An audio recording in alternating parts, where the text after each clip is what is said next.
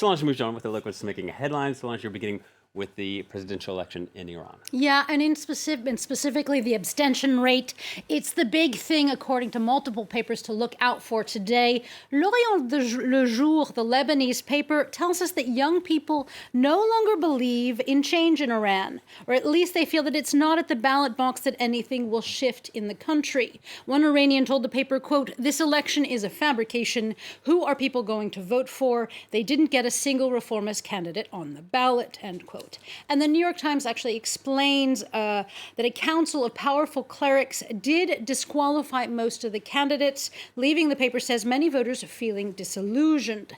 And it is not just young people who don't plan to head to the ballot box. Abstention rates among minorities in Iran are expected to be high as well. According to Le Monde, they too feel that there is no point in voting. Abstention rate will also be closely watched here in France because this Sunday there will be regional and departmental elections. Yeah, and the commuter daily 20 Minutes, they tell us that many fear that there will be a high abstention rate for this Sunday and next Sunday's vote, that it could even hit a record, for polls show that under 40% of France's 45 million voters actually plan to head to the polls. For La Croix, the Catholic paper, the results of this coming election may still be opaque, but what's essential is that people head to the polls regardless of their disillusionment. And the fact that people aren't making the effort, according to La Croix, well, they say that that is what's really troubling. Yeah, and you found an article that delves deeper into this sort of French state of mind, doesn't it? Yeah, France is on the verge of a nervous breakdown.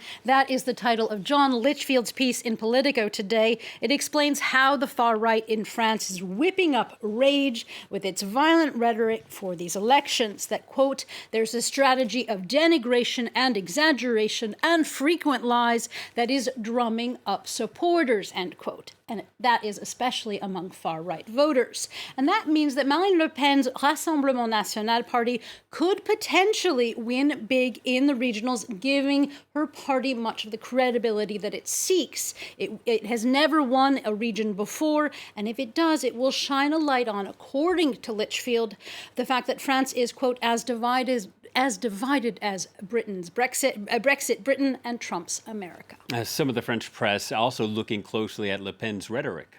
Yeah, Libération tells us that a rights group, a human rights group, has filed a formal complaint against Le Pen's Rassemblement National for handing out flyers saying that foreign minors cost the government 40,000 euros a year in social services, and that 60% of them aren't actually minors. Now, these claims are entirely, and it's important to underline this, these claims are entirely untrue, and the group says that they incite hatred, so there'll be a case there. Another possible case in point, though, of the party's racist rhetoric is from the local paper Sud-Ouest. It tells us that earlier this week, the party had to remove their sponsorship of multiple candidates and strike their names from the RN ballot list because the candidates held and were even convicted at times of racist and anti-Semitic rhetoric. A backpedaling that Sud-Ouest says shines a light on the challenge that Marine Le Pen faces as she tries to, quote-unquote, normalize her party and escape its hate speech past. Solange, you're taking us somewhere we don't often get to visit in the press review,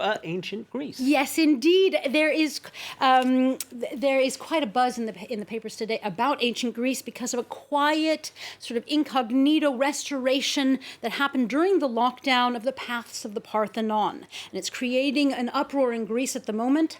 Politico Europe takes a look at how this restoration project at the Acropolis has many Athenians up in arms, a controversial repaving of the paths leading to the ancient Greek monument, and a new handicap-accessible walkway. Well, they've created much uproar among archaeologists. Even former Prime Minister Alexis Tsipras called it, quote, an abuse of Greece's cultural heritage, that the old paths should have stayed as they were, or they should have redone less concrete-friendly techniques in restoring them. And this sort of idea that things were done better in the past being covered by the New York Times today. Yeah, the Times introduces us to a growing movement, the Lindy Effect. What is the Lindy Effect? Well, it's the idea that we can glean wisdom from antiquity. And the Times explains that a good example of this is actually mouthwash. In the distant past, people did not use mouthwash. Today, it's common practice. There's a craze for it.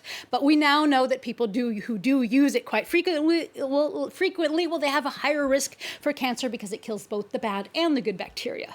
mouthwash aside, these quote inexhaustible supply of the inexhaustible supply of practical lessons from back in the day must be taken with a grain of salt, the paper says. Some things nowadays are better, like access to medicine and comfortable shoes. What am I talking about? Well, Slate tells us that in the Middle Ages, shoes were very uncomfortable. Archaeologists have found by analyzing skeletons of people that they had bunions galore and broken feet, quite more than we do now, because, well, of course, as we know, sneakers and Crocs did not exist back then. All right. Mouthwash. Solange, are you telling me anything? Was that No, okay? no. Well, I don't have bunions galore, at least not yet. We'll see what happens after this weekend. Solange Marjan with the Look at What's Making Headlines. Time now for a quick break, and then Live from Paris continues.